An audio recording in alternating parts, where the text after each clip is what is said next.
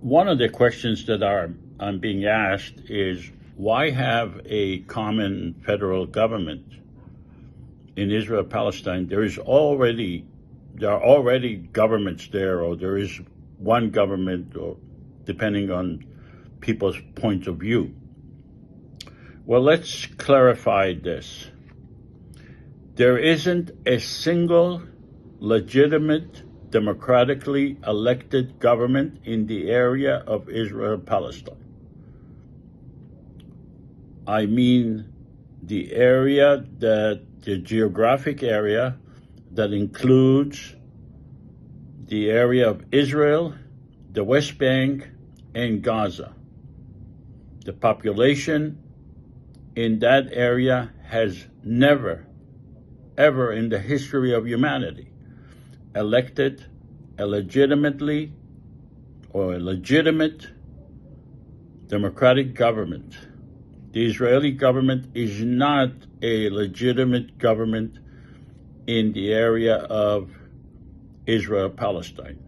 It has never given the Palestinians in the West Bank and Gaza the right to vote. And in a democracy, the people give the government the right to be the government. In other words, the people elect the government, not the other way around. In Israel Palestine, the Israeli government decides who are the people that are allowed to vote. That's not a democracy. That's not a legitimate democracy.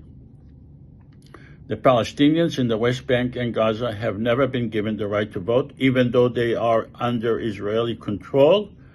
They have to abide by Israeli law. They have to petition the Israeli Supreme Court for grievances, including confiscation of properties or other issues.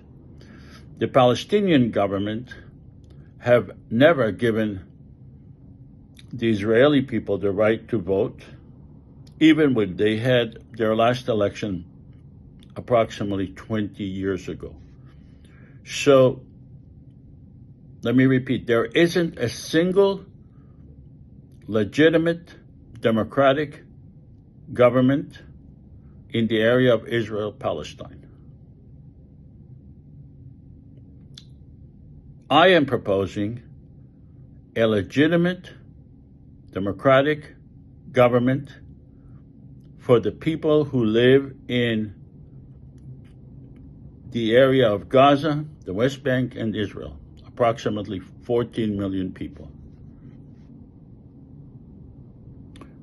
And this government will give a veto power to the existing Israeli and Palestinian governments regarding laws that it passes that affect the sovereignty of the Israeli or the Palestinian governments. And it will be the common federal government who decide who to give the veto power to, and the standards upon which it will decide is whether the legislation that it passes requires the permission or cooperation of the Israeli or the Palestinian governments. It doesn't have to, under the Constitution, it doesn't have to give both of them at the same time a veto power, because if those governments or one of those governments is not, its permission is not required, then there is no point in giving them a veto power. And many are asking me, well, they're always going to veto the legislation. And the answer is not so fast, Because if the federal government, which will be the only legitimate government in Israel-Palestine, if it is able to obtain substantial number of votes and therefore legitimacy from the people themselves,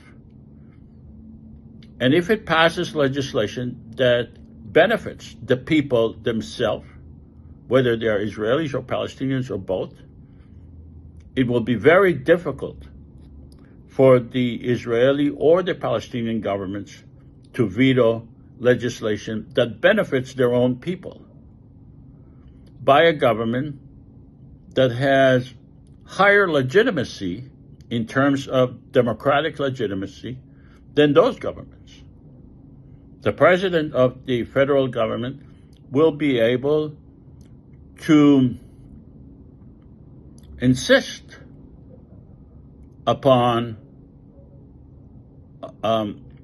furthering the legislation and, if necessary, pressuring the Israeli or the Palestinian governments not to veto the legislation. It may not require pressuring. They may see it for themselves, or they may want to amend the legislation if there are certain issues that they are concerned about, but overall willing to go along with the legislation. So a federal government that gives veto power to the Israeli and the Palestinian government is a good way to go forward in order to make peace.